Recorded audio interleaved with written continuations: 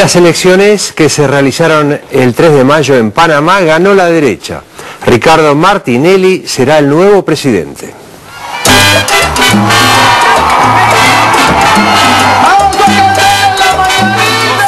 El triunfo de Ricardo Martinelli en las elecciones presidenciales de Panamá, candidato de la derechista Alianza por el Cambio, derrotando ampliamente a Balbina Herrera del oficialista Partido Revolucionario Democrático, marca un fuerte cambio de dirección en el proceso político panameño.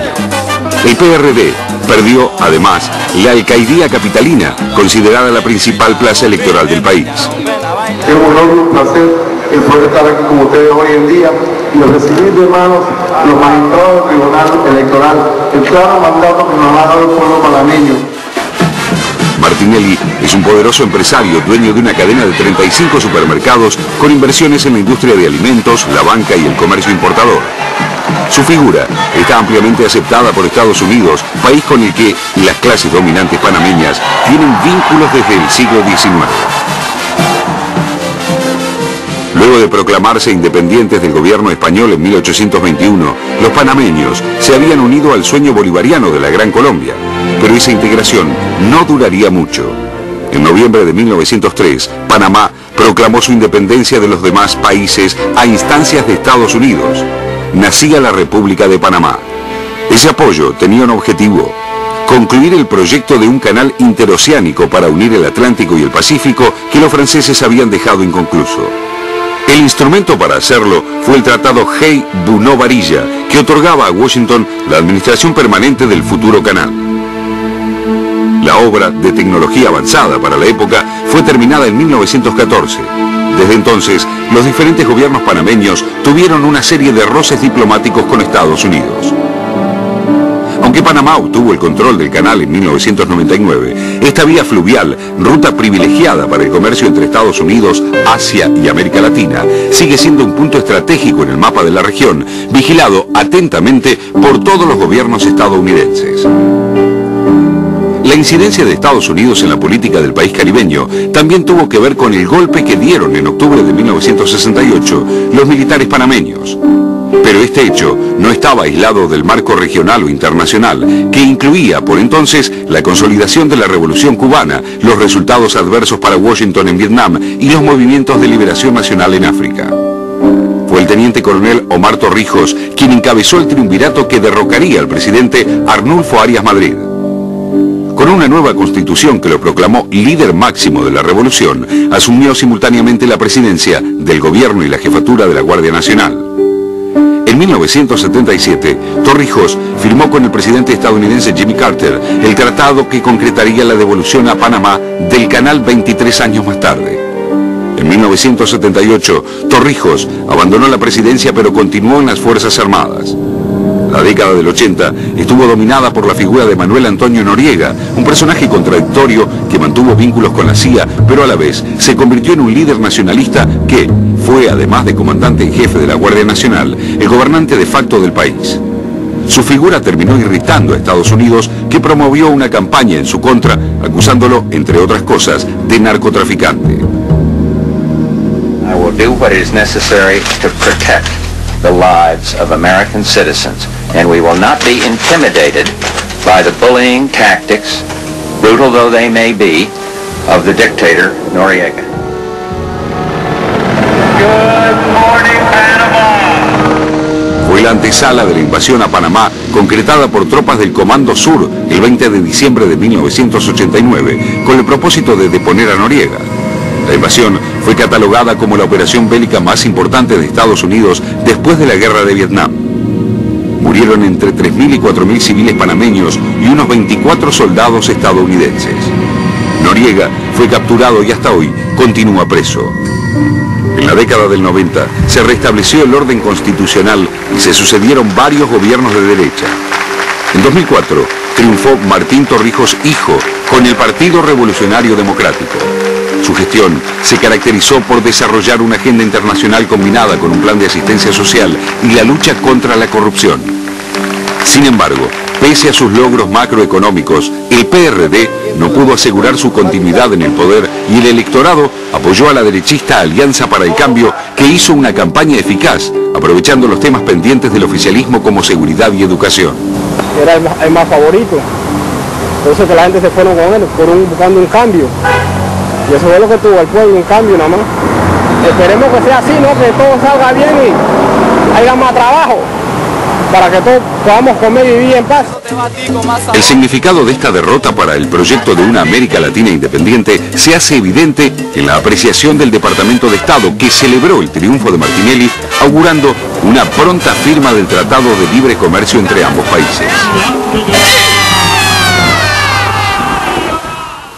Realmente un personaje muy particular, el nuevo presidente de Panamá, presidente electo Martinelli, que en las elecciones anteriores había sacado apenas el 5% de los votos, un empresario multimillonario, dueño de cadenas de supermercado, que tuvo como lema el cambio, frente a un país muy convulsionado, ¿no? Convulsionado por la invasión de Estados Unidos en 1989, creo que estas fueron las cuartas elecciones desde el 89, con esa imagen de Torrijos por el tema del canal, con la imagen de un Noriega que todavía está preso en Estados Unidos y con muchísima corrupción. Esto es uno de los ejes centrales con los cuales ganó Martinelli, que arrasó, logró el 60% de los votos frente al 37% de la candidata del Partido de la Revolución Democrática de Torrijos. Ganó en la ciudad de Panamá. El PRD pensaba, estaba convencido hasta el último minuto que iba a ganar la alcaldía de la ciudad de Panamá, y parece que con un voto joven muy importante. Ahora bien, la pregunta es, ¿cuál es el plan? Ahora, ¿qué hizo Torrijos para que le fuera tan mal? No parecía que, no pintaba que le iba a ir tan mal. Y tal vez prometió más cambio de lo que realizó, tal vez los niveles de corrupción siguen siendo tan altos que la gente castiga eso, la violencia de la ciudad, ahora, la pobreza. La corrupción también está vinculada con la cantidad de dinero que pasa por ahí, ¿no? Porque Panamá es como... Sin duda, y un crecimiento económico muy importante. Digamos, evidentemente no pudo capitalizar políticamente Torrijos. Hay una frase de la candidata del PRD, la derrotada Balbina Herrera, que creo que por lo menos sintetiza un poco el porqué del resultado.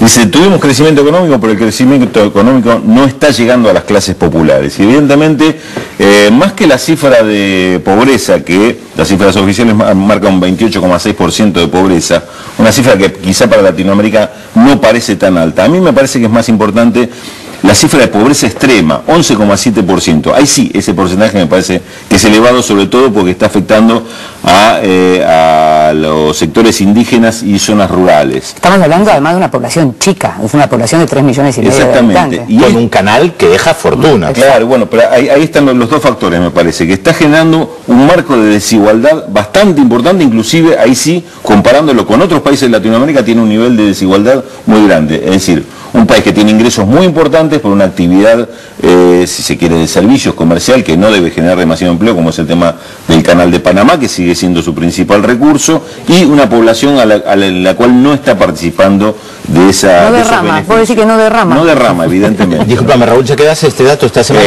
Sí. un datito con respecto al derrame. El nuevo presidente, un hombre, como vos decías, muy ligado al comercio exterior, como vos, Alianza por el Cambio, yo iba por el intercambio, iba este hombre que es uno de los más importantes importadores, tanto es así que su empresa representa el 11% de las importaciones totales de Panamá.